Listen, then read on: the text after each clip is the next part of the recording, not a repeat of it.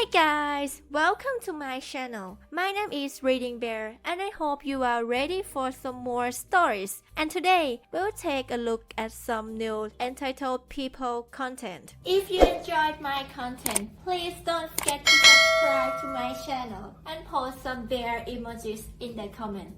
And now, let's dive right into the stories. The first story is titled, M calls the cops on me for trespassing on my own land. Gets evicted. Backstory. For most of my life I was raised by my grandfather. Nothing was wrong with my family life or anything, just a few sets of circumstances that's a whole other story in itself. We live in a suburban area surrounded by woods, and he owns about 10 acres into the woods with the boundaries clearly marked by stone walls. One of these stone walls separated my grandfather's land from a cul-de-sac, and up until now we have had zero problems with any of them. In fact, my grandfather was usually more than happy to give permission to neighbors who politely asked him to use his land, given they had a good reason. One of these neighbors had asked my grandfather if he could dump the sticks and leaves in his yard over the stone wall. My grandfather agreed as he rarely uses that part of the property anyway. This will be important later. My grandfather is very healthy for his age and still strong as an ox. That being said, he has a few minor health issues including vertigo spells, so I've been trying to help him around the yard more and more, as well as just to stay active outside away from crowds with this virus going around. Recently I've started the project of cleaning up the underbrush around the wooded area. A large pine had fallen a few months before and almost hit one of the porches in the cul-de-sac. My grandfather cut up the tree and removed the pieces in the neighbor's yard, but it was too deep in the woods to pull them out with the tractor. This led to me going back to that pine tree and trying to clear a path back to the house from there. I was behind the stone wall, cutting and pulling up saplings when I hear the glass door of the cul-de-sac house open and an angry lady storming out onto the porch in a bathrobe. She was much younger than a typical Karen, I would say mid-20s. M. What are you doing here? You can't be here. Me. Why not? M. Because you're trespassing, dumbass. You think you can just hang out in the woods behind my house with my kids inside? Get the duck out of here before I call the cops. At this point I'm just looking at her trying to figure out what to say.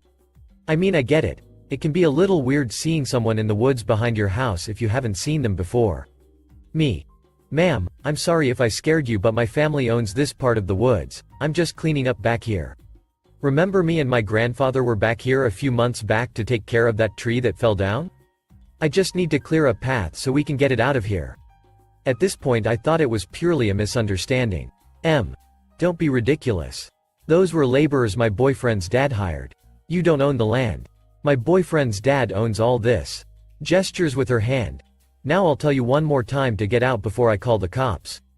Now I'm thinking I might be dealing with a genuine idiot, as outside our property boundaries, the woods are owned by the town water plant and don't have public access.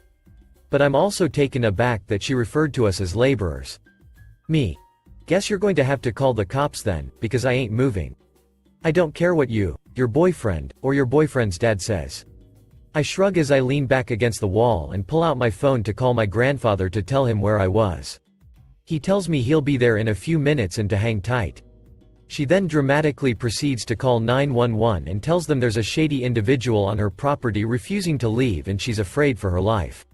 I start getting nervous at this point, even though all I have on me is a hooked branch cutter.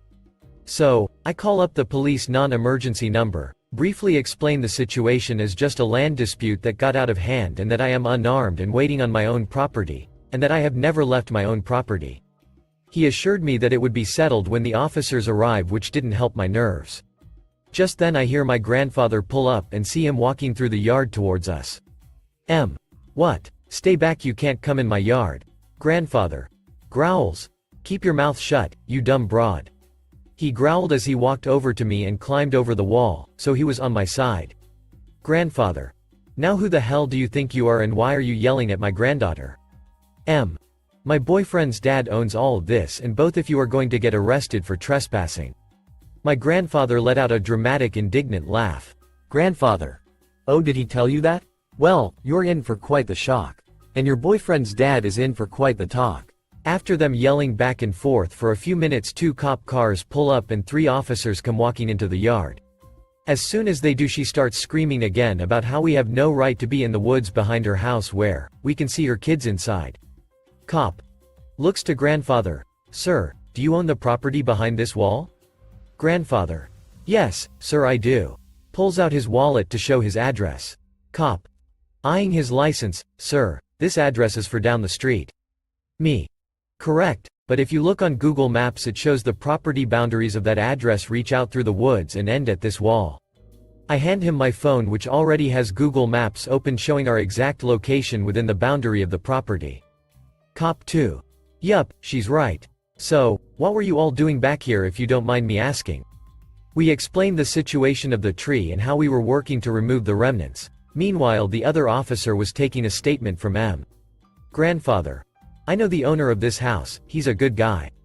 I give him permission to dump his leaves and stuff behind the wall. But I've never seen her before, so I don't know where she got those crazy ideas. But I'm definitely going to have a talk with Frank when he gets home. Cop. She already called him up and he's on his way now. Do you mind sticking around for a little until he gets here? Grandfather. Sure, we got nothing to do. The cops walked us to my grandfather's truck where we waited about 10 minutes for Frank to pull in. When he did, he immediately walked over to the truck. Frank. Grandfather's first name. Up. What's going on? Someone was hiding out in the woods. Are you okay? Did you see him? To clarify, we have had an issue in the past with people running from cops and hiding in our woods. It took a second for us to realize he thought that maybe M saw one and we came to chase him out. Me.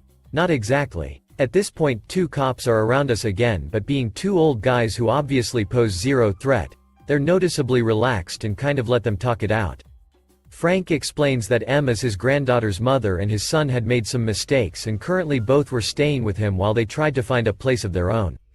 He thinks maybe his son told some lies to make him look better. Grandfather. Well, I hate to say it, but your son made some big mistakes, she's crazy. Frank. Oh, you have no idea. The other cop is still talking to M who won't stop screaming about not wanting us being able to see into the living room, especially my grandfather, a creepy old man. My blood is boiling at this point. My grandpa is the type of person who would gladly throw his life away to save a child, any child. Even a stranger's. Frank heard this too and ordered M inside at once. He told the cops he needed to have a talk with both her and his son about their living situation, but they might want to remain nearby in case she tries to call again for whatever reason. Me and my grandfather are given the clear to go but leave our contact information. Found out later that week that M was getting evicted for a number of reasons, with this little incident being the last straw. He's also filing for custody of his granddaughter because M refuses to get a job yet still has money for weed yet keeps asking Frank for money to take care of his granddaughter. I really feel bad for her in this situation, but I have no sympathy for M whatsoever. Entitlement at its best. The next story is titled, Handicapped Karen Tried to Get Me Fired After She Hits Me with Her Electric Wheelchair. When I was in college I used to work for Walmart, initially as a courtesy clerk. The town I lived in easily exceeded 100 degrees Fahrenheit during the summer months. By state law the store had to give us a 5-minute break inside to cool down after 2 rounds of collecting carts, and provide us with beverages so we can stay hydrated. The beverage they usually gave us was Gatorade. This is relevant to the story. After working a couple of hours, it was time for me to take my first official 15-minute break.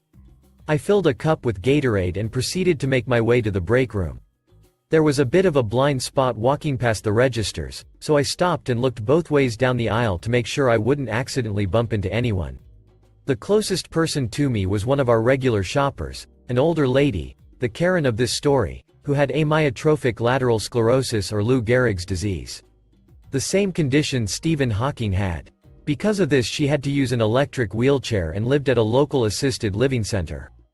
Due to her condition, there were 2 rules she had to follow whenever she shopped at the store in order to prevent accidental collisions with people. She must always be accompanied by an employee from the assisted living center whenever she shopped at the store. She had to keep the wheelchair's speed to one of the lowest settings. Knowing these rules, and seeing how far down the aisle she was, I knew I could get across quick enough before she got anywhere near me. After taking a step or 2 out into the aisle, I noticed 2 things. 1. She was not being accompanied by an employee from the assisted living center. 2. She was driving her wheelchair much faster than she was supposed to. She was on a collision course with me, so instinctively I tried to jump back out of the way to avoid getting hit, but it was too late. She hits me while I was in the air. I fell to the ground and spilled my Gatorade all over the wheelchair. The lady loses control of the chair and starts spinning around in circles. She's flailed her arms and screamed with what limited mobility she had, and nearly hit me a second time, but I managed to roll out of the way. I knew I had to try and stop her before she hit someone else, so I grabbed a handlebar on the back of the wheelchair, hoping I could at least slow her down. This didn't work. Instead, she dragged me around in circles in the middle of the aisle. Several coworkers and shoppers quickly rushed in and stopped the lady, who seemed to be okay, just startled. But when I tried to stand up, 2 male shoppers held me down. One of them leaned over me and said, "You're going to be all right, sir. Everything is going to be just fine." He turned his head and yelled, "I need a first aid kit." I could hear a lady in the background scream, "Oh my God.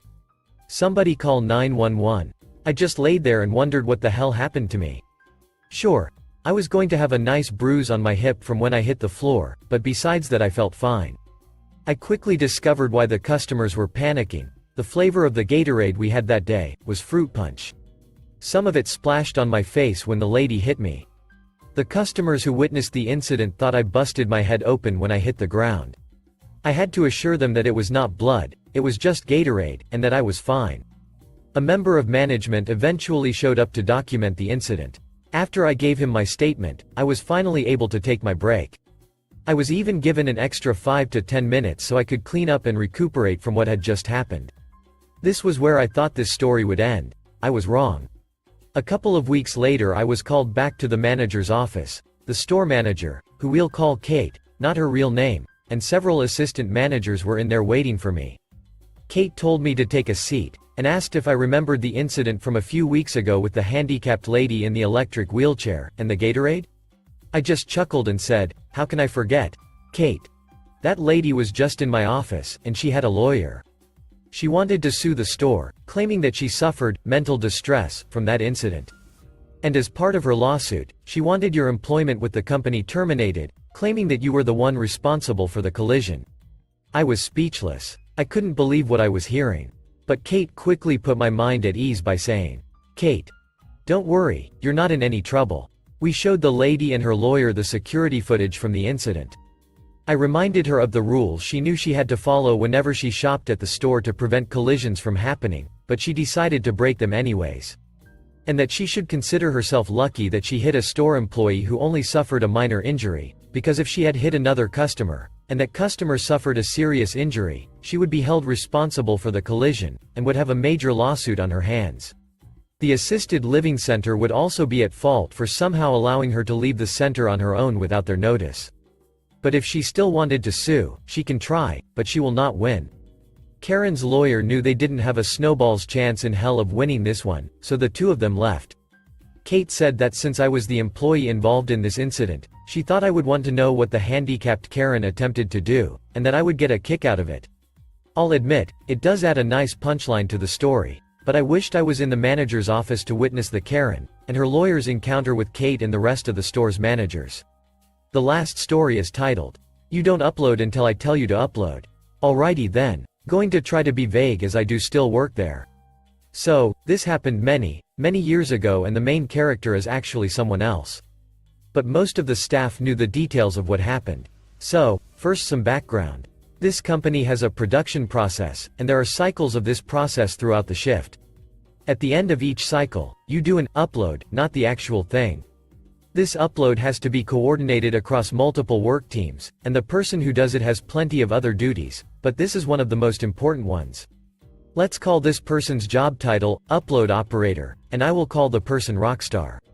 If this isn't done correctly, it can really slow down or even stop production. So, the upload operator is typically pretty tenured and on the trajectory of being promoted. At this company, when we get new members of management either external or internal from a non-production role, it is not unusual for them to go through a phase one personally like to refer to as, knowing just enough to be dangerous, or, dangerous phase for short. We had a new manager join the company, let's call them Beavis. And they were assigned to night shift, which had become quite reliant on Rockstar in the interim. So, Beavis went through a humble phase initially, and everyone really liked them and thought they would do well. Now Beavis had actually taken a step or two down from their previous role at another company, wanting to do something less stressful. I only mention this because it seemed to fuel the hubris that was ultimately Beavis' demise. So, once Beavis reaches the dangerous phase, the change from humble newbie to overconfident jackwagon was jarringly sudden. One evening, Rockstar is doing what they do, and one work team was struggling to be ready for the upload. Now, this happens sometimes, but it's one of the only teams that doesn't necessarily stop production if they don't upload on time. Nevertheless, Beavis freaks out on Rockstar for uploading without them, and as Rockstar is trying to explain that we had to upload, Beavis tells them that they don't upload until Beavis tells them to upload, period, end of discussion. Do you understand me?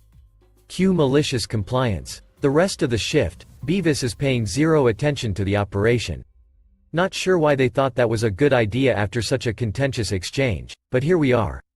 All night long, team leads were calling Rockstar asking what was going on and why we hadn't uploaded so we could go on to the next cycle. Rockstar just kept saying, "I'm waiting for Beavis to let me know we can upload." And all night long, Beavis was blissfully unaware of the shitstorm he had initiated. Towards the end of the night, Beavis finally decides to take a look at some operational dashboards, and realizes something is really wrong.